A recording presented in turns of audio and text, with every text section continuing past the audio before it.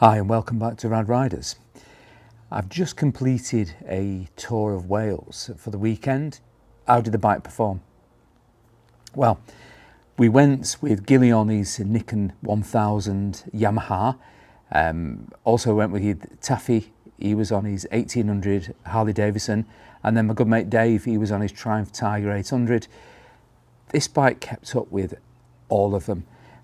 On the twisties, on the straights, on the fast roads, on the bends, it kept up with everyone. Yeah, I actually changed gear more often, but it kept up with the pace, it kept up with the performance, kept up with the hills, the climbs, the descents. Fantastic engine braking, so you was hardly ever needing to dab the brakes going into corners. And this thing corners like it's on rails. It's the biggest surprise for me is how this bike handles on them twisty roads, the fast A roads, the fast B roads, the climbs, the descents. It just sticks to the road and goes wherever you point it. As I said, you're going through more gear changes than you would on a higher capacity bike. But what was really surprising to me is we fueled up, which I got in there, brimmed it on the first day, and I didn't have to go back and fuel up again until I'd done 210 miles. And even then there was fuel in there.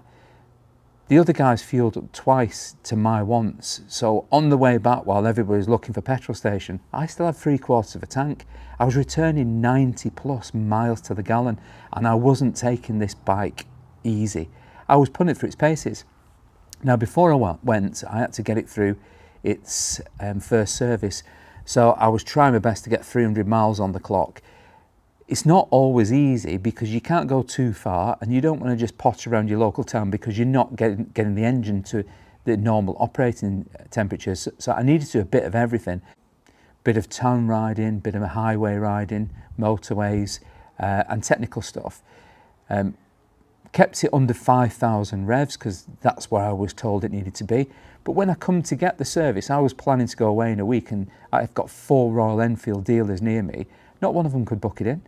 So I've got nothing for 3 and 4 and sometimes 6 weeks. They didn't have the mechanics. Now, they're knocking these things out, but they didn't have the people to service it.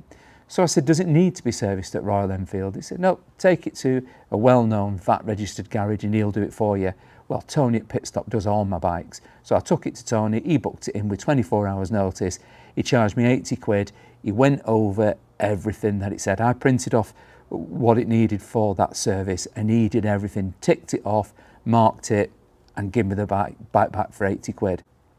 Once I'd got that miles on the bike, I could now, he still cannot give it 100% because it's still being run in technically to probably about 1,000 miles.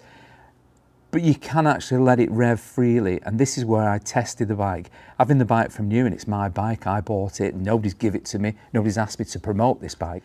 But getting that 300 miles under the belt and then doing 450 miles in 3 days or 2.5 days, it really gave me some insight on what this bike is capable of. And positives, 90 plus miles to the gallon, no matter how I was riding it, that's what I was returning. Comfortable, it carried all my luggage. It went wherever you pointed it. If it needed the climbs, it would just chug up the climbs. Descents, the engine braking was on the descents. Fast A roads, fast B roads, motorways. I'm going to touch on motorways. If I was to be slightly negative, it did get vibey at 70 and on the seat. So 65 mile an hour, comfortable, nothing at all. You hit that 70 and I get a tingling in the seat and a slight bit in my feet, but only slight, and tiny on my fingers. But it was the seat that was the most, I would say, vibey. And it stayed the same. It didn't go worse, whether I went up to 70, 75, 80, 85. It didn't go worse, it stayed the same. But as soon as I dropped under that 70 mile an hour, that went away. So I've ordered a cool seat cover for it, and I think that will get rid of that issue. If not, it'll be a gel seat, which I'll change it out for. Not bothered about the foot pegs, wasn't bothered about hand guards. But 70, 75 mile an hour with all my luggage, really comfortable place to be. I was doing 8 hours in this saddle and it was a breeze, probably stopping off twice for that. Wasn't fatigued at all. The riding triangle was absolutely perfect. And on top of all that, it looks great. people was just stopping me. People was coming talking about it. Oh, is this a new Royal Enfield Himalayan? How does it go? How does it compare to the 411? Well, it's a different animal. It's not the same bike. It's a Royal Enfield and it's all brand new. A couple of people have said to me about the side stand, and it is heavy off the side stand. I don't want to make a big deal of it because it doesn't bother me. I put it on the centre stand and that's easier to put it on. But yeah, it does lean over a little bit, and apparently Royal Enfields admitted this, and they've said it was probably they've gone overkill compared to the 411, and that may be something they may be changing on an aftermarket stand or changing it on the new ones. The bend's just a little bit too great on it, but if you use a centre stand, which I do, it's not an issue whatsoever. Overall, the comfort, the engine, the performance, you could take this bike and you could go anywhere on it. Providing you're not going to go on that motorway for 8-10 hours a day and slogging out 600-mile days, this is not the bike for that. So if I was going to cross the world, I'd do it the A roads, the B roads, a little bit of motorway. But if I was to get on, I wanted to do mile munching, you get yourself a twin, you get yourself a bigger bike. Not in size, but bigger in engine. If you want to do what I want to do, is touring France, Europe, taking your time, enjoying the scenery, this is the bike to do it on.